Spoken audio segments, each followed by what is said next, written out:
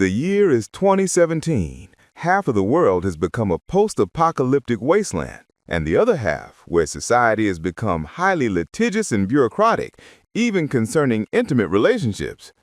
A successful businessman's top-of-the-line android wife short-circuits, so he does the only logical thing: hire a badass female tracker to lead him into a lawless hellscape to find an android replacement body.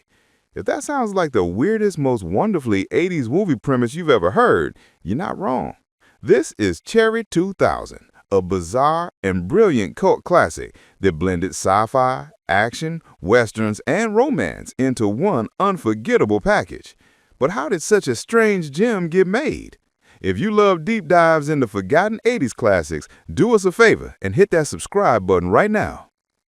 Today, we're trekking into the danger zone to uncover 10 things you probably didn't know about Cherry 2000. Number 10. It's a stealth feminist film. On the surface, it's a movie about a man trying to replace his perfect, subservient robot wife, but the entire point of the film is his journey away from that ideal. He starts the movie wanting a domestic appliance, but ends it in love with E. Johnson, a fiercely independent, capable, and complicated human woman. The film cleverly argues that a real, messy, human connection is far more valuable than a programmed fantasy, a surprisingly progressive theme for a B-movie of its time. Number 9. The hero car is a modified classic. The rugged, wasteland-ready vehicle that Sam and E. Johnson used to cross the desert is one of the film's most iconic elements. It wasn't a fictional car built from scratch. It was a heavily modified 1965 Ford Mustang, retrofitted with off-road tires, armor, and a massive engine to give it that perfect post-apocalyptic look. Number 8. The Wasteland was filmed in Nevada. To create the desolate, lawless Zone 7, the production team didn't need sound stages. They filmed in the real-life desolate landscapes of Nevada.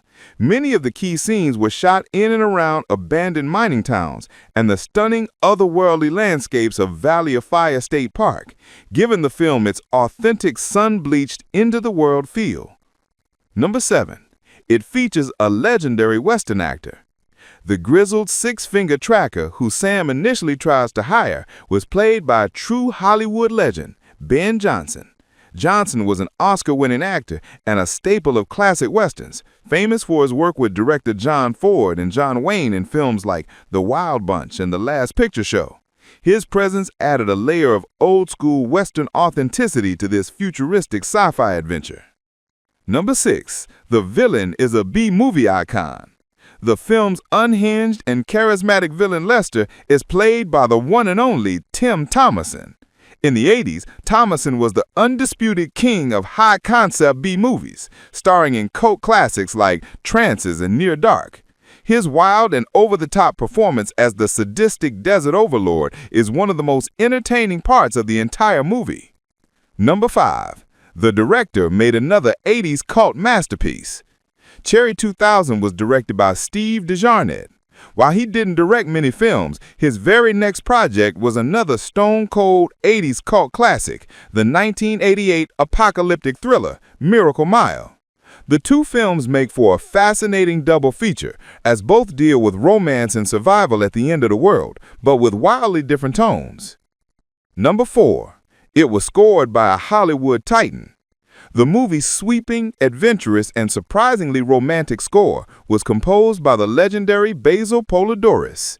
This is the same musical genius who created the iconic thundering themes for Conan the Barbarian, RoboCop, Starship Troopers, and The Hunt for Red October. His epic score elevates Cherry 2000 far beyond its B-movie roots. Number 3. Melanie Griffith's star power exploded after filming. When Melanie Griffith was cast as the tough-as-nails tracker E. Johnson, she was a respected actress, but not yet a major star. By the time the film was finally released, her career had skyrocketed. She'd earned critical acclaim for Something Wild and was on the cusp of becoming an Oscar-nominated superstar with 1988's Working Girl. Her newfound fame was a major reason the studio finally decided to release the movie. Number 2. It was a massive box office bomb. Despite its talented cast and crew, Cherry 2000 was a colossal failure at the box office. The studio had no idea how to market its weird blend of genres, and it barely made a dent in theaters.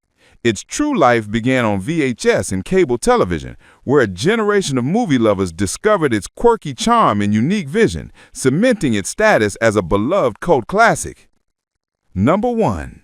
The studio shelved it for 2 years. The main reason for its failure, the studio, Orion Pictures, completely lost faith in it. The film was shot and completed in 1986, but the studio executives reportedly hated it and didn't know what to do with it. They shelved it, letting it collect dust for 2 full years. It only received a very limited theatrical and video release in late 1988 and 1988, long after the buzz had died. It was a movie abandoned by its creators, only to be rescued by its fans. A film ahead of its time, a victim of studio politics, and a treasure of the VHS era, Cherry 2000 is a one-of-a-kind adventure. It's a testament to the strange and wonderful movies that could only have been made in the 80s. What's the weirdest 80s cult classic that you absolutely love? Let me know in the comments below. And don't forget to like and subscribe for more journeys into cinematic history. Thanks for watching.